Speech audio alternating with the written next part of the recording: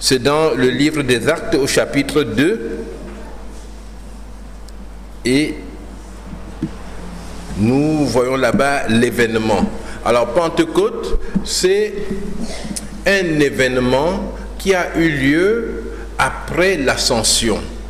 À l'ascension, ascension c'est monter, et l'ascension c'est Jésus qui monte au ciel. Et l'ascension a eu lieu 10 jours avant la Pentecôte. Et l'ascension, c'est une fête qui vient après Pâques. Et Pâques a lieu 40 jours avant l'ascension donc. Donc il y a 3 fêtes importantes qui sont la fête de Pâques, ensuite, l'ascension c'est important aussi, et la fête de Pentecôte. Et la fête de Pâques et la fête de Pentecôte correspondent à des fêtes qui se pratiquaient déjà chez les Juifs. Donc Jésus meurt à Pâques, mais dans le passé, c'est dans le peuple d'Israël, lorsque Israël était esclave en Égypte, cette même Pâque-là, c'était le jour où Israël est sorti du pays d'Égypte. C'est-à-dire, il y a dans chaque maison un agneau qui a été sacrifié. Un agneau a été sacrifié, et cet agneau-là parlait déjà de Jésus qui allait donner sa vie, et lui aussi à Pâques. Donc la fête de Pâques, ou bien la Pâques des chrétiens, vient se superposer à la fête de Pâques des Juifs. Pour les distinguer en français, la fête de Pâques des chrétiens, on l'a écrit avec S, et la Pâques des Juifs s'écrit sans S. Vous voyez, pour distinguer la Pâques et puis la fête de Pâques. Mais la Pâque des chrétiens est venue se superposer parce que Jésus a voulu montrer que la religion juive, c'est-à-dire tout ce que Dieu avait enseigné pour s'approcher de lui avant que Jésus vienne, Jésus a voulu montrer aux chrétiens que cela est périmé. Périmé, c'est pas que cela ne vaut plus rien, c'est très important, mais il a apporté quelque chose de supérieur. Jésus-Christ est supérieur à tout ce qu'on peut connaître de Dieu. Et il y avait aussi chez les Juifs, c'est-à-dire ceux qui ont vécu donc bien avant Jésus-Christ, au temps du roi David, au temps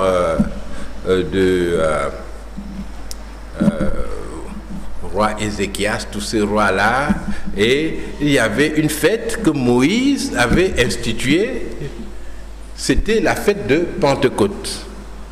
La fête de Pentecôte avait lieu 50 jours après celle de Pâques.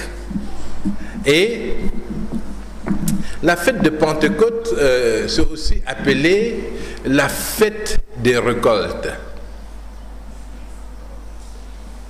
Et cela correspondait au moment où, fête de récolte, certains appellent, mettons, fête de la moisson, oui. Donc, cela correspondait au moment où le peuple avait travaillé au champ, récolté donc c'était du blé et puis tout ce qu'il cultivait, et il le présentait dans le temple. Et cette fête des récoltes, oui, mettons récolte, cette fête des récoltes était une fête très très importante chez les Juifs.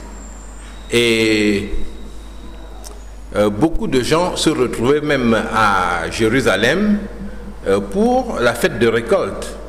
La fête de Pâques était de loin la plus importante. Ils faisaient le pèlerinage, mais à la Pentecôte aussi, il y avait beaucoup de gens qui revenaient à Jérusalem. Donc, Jésus envoie le Saint-Esprit exactement le jour de la fête de Pentecôte. Et il y avait beaucoup de gens qui étaient assemblés là-bas à Jérusalem. Et la Pentecôte chrétienne, donc, vient aussi se superposer à la Pentecôte des Juifs. Cela signifie que la foi chrétienne vient remplacer exactement le judaïsme. Il faut bien le comprendre. Beaucoup de chrétiens aujourd'hui sont très attirés par le judaïsme. Beaucoup vont même en Israël. J'ai vu des gens qui voulaient se faire baptiser exactement dans le Jourdain. Bon, le baptême dans le Jourdain, ce n'était pas le baptême chrétien, le baptême dans le Jourdain. Qui baptisait dans le Jourdain? Qui peut nous dire parmi les enfants? Qui a baptisé les gens dans le Jourdain? Allez, voyons. Oui, toi. Jean-Baptiste, mais enfin, c'est très simple. Alors, si quelqu'un n'a pas, si quelqu'un ne connaît pas la réponse, eh bien, l'école du dimanche, ça se passe exactement en bas, hein? Et puis, ils reçoivent aussi les grands, hein? Si vous refusez de venir à l'école des grands qui se passe ici le mardi, il y a l'école du dimanche, vous pouvez apprendre beaucoup de choses. Donc, c'était Jean-Baptiste. Et donc, ne pensons pas qu'il faut revenir à Israël, aller dans le temple prier, non. Et justement, ce matin, je voudrais insister sur cette idée, c'est que Jésus-Christ envoie le Saint-Esprit et le Saint-Esprit annonce que désormais la porte du ciel est ouverte pour tout le monde. Vous allez dire, mais je ne comprends pas. Comment pour tout le monde? Oui, parce que en réalité, dans l'histoire des hommes, Dieu a choisi un homme qui s'appelle Abraham dans un contexte où il y avait des gens qui adoraient les idoles, des gens qui adoraient la lune, le soleil. Et Dieu a choisi un homme pour le conduire et pour faire un nouveau peuple à travers lui. Cet homme-là, c'est Abraham. Abraham reçoit la parole de Dieu et qu'est-ce qu'il fait, Abraham? Il est content ou bien il dit à Dieu, oh, reviens demain quand Dieu l'appelle? Qu'est-ce que Abraham fait? Il est d'accord avec Dieu ou bien il réfléchit? Qui peut nous dire? Oui? Il est d'accord. Et comment on a appelé ça? On a appelé ça la foi, n'est-ce pas? Il a accepté, il a suivi, il a eu confiance en Dieu. Et Abraham est devenu le père d'un peuple important, c'est-à-dire l'ancêtre d'un peuple important, qui est le peuple. C'est quel peuple? Le peuple choisi, c'est qui? Les enfants? Je vois quelqu'un qui lève le doigt. Ah, maman, ça c'est bien. Hein? Le peuple d'Israël. Et Dieu donne à ce peuple d'Israël ce que la Bible appelle la loi. La loi, c'est en gros l'Ancien Testament, mais c'est surtout les 5 premiers chapitres, c'est-à-dire il y a les 10 commandements, il y a un enseignement sur l'amour de Dieu, sur la bonté de Dieu, sur la punition de Dieu aussi. Dieu donne la loi et Dieu leur donne aussi la promesse d'un libérateur. Dieu donne à Israël la promesse d'un libérateur. Et pour que ça ne se perde pas, Dieu écrit tout cela. Hein, la parole de Dieu est une parole écrite. Ce n'est pas le songe que j'ai fait la nuit, n'est-ce pas? C'est une parole qui a été écrite et qui se trouve dans la Bible. Et dans cette loi, donc, Dieu va leur donner le moyen pour reconnaître le libérateur. Le libérateur, c'est Jésus-Christ. Cela fait que lorsque Jésus vient dans le monde, il est d'abord reconnu en Israël. C'est important que Israël reconnaisse Jésus-Christ, ou bien une partie d'Israël. Parce que ce n'est que là, dans ce peuple-là, que se trouve le culte véritable à Dieu. Ce n'est que là, dans ce peuple, que se trouvent les Écritures, les Saintes Écritures. Et à partir de ces Saintes Écritures, eh bien, Jésus-Christ va démontrer aux Juifs qu'il est le Messie et il va se former un peuple qui lui appartienne, des gens qui vont le servir et qui vont ensuite répandre l'évangile partout. Donc quand Jésus vient, il travaille en Israël et beaucoup de gens n'ont pas compris ça aujourd'hui. Beaucoup de gens ne comprennent pas pourquoi Jésus a travaillé exclusivement en Israël. Mais parce que il y avait beaucoup à faire. Il devait enseigner, ramener le peuple à ce qui était écrit, parce qu'il y avait des gens qui avaient apporté tout plein d'autres idées. Les pasteurs de l'époque, qu'on appelait les pharisiens, qu'on appelait les scribes, les religieux de cette époque-là, mais avaient leurs propres idées, ils avaient déformé la Bible. Comme aujourd'hui, vous entrez dans certaines églises, vous voyez que les gens s'agenouillent devant des statues. Ce n'est pas dans la Bible, n'est-ce pas? Mais c'est une déformation. Donc, Jésus devait apporter un redressement doctrinal. Et il a beaucoup enseigné. Et il devait parler à des gens et les conduire à accepter l'enseignement de Dieu. Ces gens-là ont été appelés les disciples de Jésus-Christ. Et par les miracles qu'il faisait, il a démontré clairement qu'il était le Messie promis, celui que le peuple attendait. L'un des signes que le peuple d'Israël attendait, c'était que le Messie guérisse tous les malades. Et l'évangile de Matthieu est très sérieux sur cette question. Il insiste beaucoup. Matthieu dit que tous les malades étaient guéris. Tous les malades. Mais aujourd'hui, quand on voit des gens qui disent qu'ils vont guérir tous les malades, c'est parce qu'ils n'ont pas bien compris la Bible. La guérison de tous les malades était un signe pour reconnaître Jésus-Christ. Si tu guéris tous les malades que tu vois aujourd'hui, cela signifie que tu es en train de faire le même signe que celui qui montre que c'est Jésus-Christ. Il n'y a que Jésus qui pouvait faire cela. Il y avait des signes comme ceux-là qui caractérisent le Messie.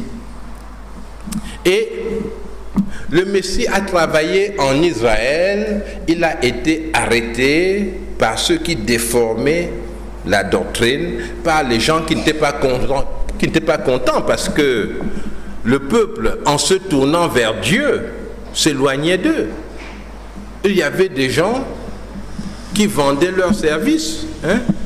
Par exemple, aujourd'hui, vous voyez des gens que vous pouvez payer et puis ils vont prier pour vous. Vous n'avez jamais entendu parler de ça? Des gens à qui vous apportez quelque chose et puis ils vont faire des bonnes prophéties sur vous. Et si vous voulez voyager, n'est-ce pas? Quand on dit voyager, en général c'est aller en Europe, vous n'avez pas le moyen d'avoir un visa, vous partez les voir avec un peu d'argent, et ils vous imposent les mains et vous allez voyager. Donc il y avait des gens comme ça qui disaient s'appuyer sur la parole de Dieu, mais c'était à leur bénéfice. Et Jésus était opposé à eux. Et ils ont réussi à convaincre le peuple qui a livré Jésus-Christ aux Romains en disant il est contre César, il est contre le pouvoir romain. Et ils l'ont condamné à mort. Mais Jésus avait dit qu'il était important pour les hommes qui s'en aillent. Parce que quand il serait parti, eh bien, il allait envoyer le Saint-Esprit, une puissance qui viendrait et qui donnerait aux gens qui croient en lui la capacité de prêcher l'évangile et de conduire les autres à la connaissance de Dieu. Jésus est mort, mais il n'est pas resté mort, n'est-ce pas? Qu'est-ce qui s'est passé après la mort de Jésus? Il est ressuscité et il est monté au ciel. Et là, dans le texte que nous avons lu, c'est la Pentecôte où Jésus envoie maintenant le Saint-Esprit. Et le Saint-Esprit, quand il descend, quand il tombe sur les disciples, eh bien, il les transforme. Il leur donne la capacité maintenant de parler de Jésus-Christ de façon convaincante, mais surtout il y a un premier miracle très très important. Nous avons lu le texte déjà. Alors nous allons lire Acte 2 à partir du premier verset. Quand le jour de la Pentecôte arriva, ils étaient tous ensemble au même endroit. Tout à coup, il vint du ciel un bruit comme celui d'un vent violent qui remplit toute la maison où ils étaient assis. Des langues semblables à des langues de feu leur apparurent, séparées les unes des autres, et elles se posèrent sur chacun d'eux. Ils furent tous remplis du Saint-Esprit et se mirent à parler en d'autres langues, comme l'Esprit leur donnait de s'exprimer. Donc, c'était des gens qui étaient tous des Hébreux, des gens d'Israël, des Galiléens même. Et voilà, il y a eu un bruit impétueux, des langues sont apparues, se sont posées sur eux, sur les disciples, et ils se sont mis à parler en d'autres langues. Je ne sais pas, peut-être il y avait le baganté, le boulou, je sais pas, il y avait ça ce jour-là. On va voir les langues qu'on a retenues ici. Continuons. Or, il y avait en séjour à Jérusalem des Juifs hommes pieux venus de toutes les nations qui sont sous le ciel. À ce bruit, ils accoururent en foule et ils furent stupéfaits parce que chacun les entendait parler dans sa propre langue. Ils étaient remplis d'étonnement et d'admiration. Ils se disaient les uns aux autres, ces gens qui parlent ne sont-ils pas tous galiléens? C'est-à-dire, comment se fait-il donc que nous les entendions chacun dans notre propre langue, notre langue maternelle?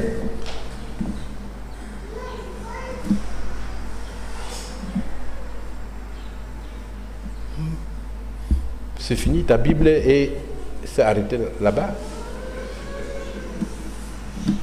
Parthes, Mèdes, Élamites, habitants de la Mésopotamie, de la Judée, de la Cappadoce, du Pont, de l'Asie, de la Phrygie, de la Pamphylie, de l'Égypte, du territoire de la Libye voisine de Cyrène et résidents venus de Rome, juifs de naissance ou par conversion, Crétois et Arabes, nous les entendons parler dans notre langue des merveilles de Dieu. Tous remplis d'étonnement et ne sachant que penser, ils se disaient les uns aux autres, qu'est-ce que cela veut dire? Mais d'autres se moquaient et disaient, ils sont pleins de vin doux. Alors à la Pentecôte, les disciples ont parlé dans les langues des autres. Et c'est là l'élément extraordinaire de la Pentecôte. Le Saint-Esprit est descendu, c'était la réponse de Dieu, c'était une promesse de Dieu. Mais l'élément qu'il faut vraiment retenir ici, c'est qu'il y a eu ce parler en langue là. Et ce parler en langue était une chose extraordinaire Parce que comme je vous l'ai dit, Jésus s'était limité au peuple d'Israël.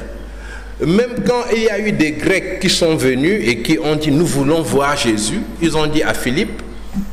Philippe a dit, mais Jésus a dit, si le grain de blé qui tombe en terre ne meurt, il reste seul. Mais s'il meurt, il porte beaucoup de fruits. C'est l'accomplissement de cette parole-là. Il fallait qu'il meure et qu'il envoie le Saint-Esprit pour se révéler au monde entier. Se parler en langue est vraiment d'une importance capitale. Les Juifs étaient convaincus que Dieu parlait leur langue. C'est un peu comme chez les Arabes, vous voyez. Les musulmans sont convaincus que Dieu est un Arabe. Ouais. C'est-à-dire que chez les musulmans, une bonne prière est une prière faite en arabe. Vous ne venez pas prier devant les gens n'importe comment. Le fait de la Pentecôte, c'est comme si le matin, je ne sais pas si il y a des gens ici qui habitent à côté d'une mosquée. Il y a quelqu'un qui habite à côté d'une mosquée, non? Et à 5 heures du matin, vous entendez déjà, n'est-ce pas, le muezzin qui chante, qui parle là. Mais il parle en quelle langue? En arabe. Maintenant, supposez que à 5 heures du matin, vous l'entendez et il parle en Newondo. Il chante comme ça et c'est de Newondo. Vous allez dire, voilà, il y a eu un problème chez les musulmans. Vous allez crier, ce n'est pas possible. Comment est-ce que ça se passe en Newondo maintenant? Donc, voilà ce qui s'est passé à la Pentecôte. Ces gens-là qui louaient Dieu et qui le servaient dans la langue sainte selon eux, eh bien, c'est encore eux-mêmes qui se mettent à parler de Dieu en arabe. Hein? Et qu'est-ce que cela signifie? Cela signifie que désormais, la porte est ouverte à tout le monde. Le travail que le Seigneur a fait à travers Abraham et jusqu'à Jésus-Christ, eh bien, ce travail a porté son fruit. Désormais, tous peuvent aller directement à Dieu sans passer par la foi juive. Non, tous peuvent devenir des enfants de Dieu. C'était cela le message de Pentecôte. Mais beaucoup de gens se sont arrêtés au fait qu'il y a eu le parler en langue. Et puis, ce parler en langue là, c'est quelque chose qu'ils doivent faire aussi. Ce qui fait que beaucoup de chrétiens aujourd'hui se disent que si je suis vraiment un enfant de Dieu, je dois aussi vivre exactement ce que les chrétiens ont vécu à la Pentecôte. C'est un mauvais raisonnement. Et c'est un raisonnement qui vient détruire votre foi en Dieu. Parce que vous exigez de voir quelque chose, d'expérimenter quelque chose de physique avant de croire. Lorsque nous rencontrons Jésus-Christ, c'est avant tout une démarche de foi. Nous sommes sauvés gratuitement par le moyen de la foi en Jésus-Christ. Et nous avançons avec lui. Et la Bible est très claire pour ce qui concerne notre engagement avec Dieu. Ce que Dieu attend de toi, c'est quoi? C'est la nouvelle naissance. C'est la nouvelle naissance. Que tu ouvres ton cœur à Jésus-Christ. Maintenant que l'évangile doit être annoncé partout, maintenant qu'il y a eu la Pentecôte, Dieu veut qu'il y ait ta Pentecôte à toi. Donc que le Saint-Esprit vienne s'installer dans ta vie. Aujourd'hui, ça peut aussi être ta Pentecôte personnelle. Si tu n'as pas encore reçu cette vie de Jésus-Christ en toi, c'est que tu laisses le Seigneur agir librement dans ta vie en disant, Seigneur, Ouais, je me soumets à toi. Comme ceux-là qui s'étaient assis dans la chambre haute et puis qui attendaient l'intervention de Dieu. Eh bien, Seigneur, je viens vers toi et je choisis de te suivre de tout mon cœur. Et l'Esprit de Dieu vient produire en toi la nouvelle naissance. Tu ne peux pas naître de nouveau si le Saint-Esprit ne vient pas te transformer, te toucher. C'est l'Esprit de Dieu qui produit la nouvelle naissance. Ce n'est pas ta nouvelle naissance qui fait venir l'Esprit de Dieu. Ce n'est pas possible. Et l'Esprit de Dieu, quand il vient en toi, il fait de toi une nouvelle créature, une personne différente. Ce n'est pas un parler en langue qui vient faire cela dans ta vie. Et la Bible nous dit très bien dans la première épître aux Corinthiens, je voudrais terminer par ça, 1 Corinthiens 12, 13, l'apôtre Paul s'adresse à ceux qui ont reçu Jésus-Christ, ceux qui ont accepté de marcher avec lui. Eh bien, déjà, il leur explique, n'est-ce pas, avant cela, qu'ils sont devenus des enfants de Dieu. Un enfant de Dieu, c'est celui qui dit oui à Jésus-Christ, qui reconnaît que ses péchés ont été pardonnés et qui décide de se soumettre entièrement à lui. Il devient un enfant de Dieu. J'insiste dessus parce que je sais que malgré cela, il y a beaucoup de gens parmi vous qui vont aller quelque part, je ne sais pas où, parce qu'ils ont beaucoup de problèmes, ça ne se règle pas. Oh, j'ai encore échoué à mon examen, ou bien je n'ai pas été avancé, je n'ai pas d'argent. Et ils vont dire, voilà, il me faut le Saint-Esprit. Et ils vont en sortir avec peut-être des langues nouvelles qu'ils parlent. Mais il y a beaucoup de gens qui font tout ça et dont la vie n'a même pas changé, qui continuent à vivre dans le péché, mais qui parlent de ces langues merveilleuses, je vous assure. Quand vous entendez, vous pouvez lui dire, je t'en prie, enseigne-moi ça aussi. C'est tellement bien. Mais leur vie n'a pas changé. Ils marchent dans le péché. Et nous ne sommes pas des gens qui vivent par l'expérience parce que telle chose m'est arrivée. Non, nous vivons par la foi, par la confiance en Dieu. Et cette confiance en Dieu-là produit l'expérience aussi. Une expérience, mais qui vient du Seigneur. Une expérience où nos cœurs sont dans la paix. Mais il y a tellement de chrétiens qui se laissent emporter par des expériences où ils ne sont plus tranquilles. Mais enfin, si je rencontre mon père et puis je pars de là avec le cœur qui bat, je ne sais pas si c'était lui, je suis inquiet, mais ce n'est pas normal. La rencontre avec le père doit me tranquilliser. La rencontre avec le père me donne plus d'assurance. La rencontre avec le père, eh bien, ça me rassure dans ma qualité de fils. Mais il y a des rencontres que vous faites et toute la conséquence de votre rencontre, c'est que vous avez été en contact avec un grand homme de Dieu. Vous avez rencontré un chemin vers Dieu, n'est-ce pas? Dès qu'on le voit, mais le chemin vers Dieu, mais vous le connaissez. Jésus dit, je suis le chemin, je suis la vérité et la vie. Nous n'avons pas besoin d'un autre chemin vers Dieu. Nous avons besoin de Dieu lui-même qui nous a été donné en Jésus-Christ. Dieu rassure nos cœurs. Nous ne prêchons pas le Dieu qui me donne des aventures sans lendemain. Nous ne prêchons pas le Dieu qui vient dans ma vie et puis qui me remplit d'incertitudes. Nous prêchons le Dieu de la vérité, le Dieu tout-puissant, le Dieu fort qui me tient dans sa main et qui me donne une assurance réelle en lui. Le Dieu avec qui je suis content de marcher, le Dieu qui me prend au sérieux, qui connaît mon expérience et qui m'a accepté, et m'a accepté tel que je suis.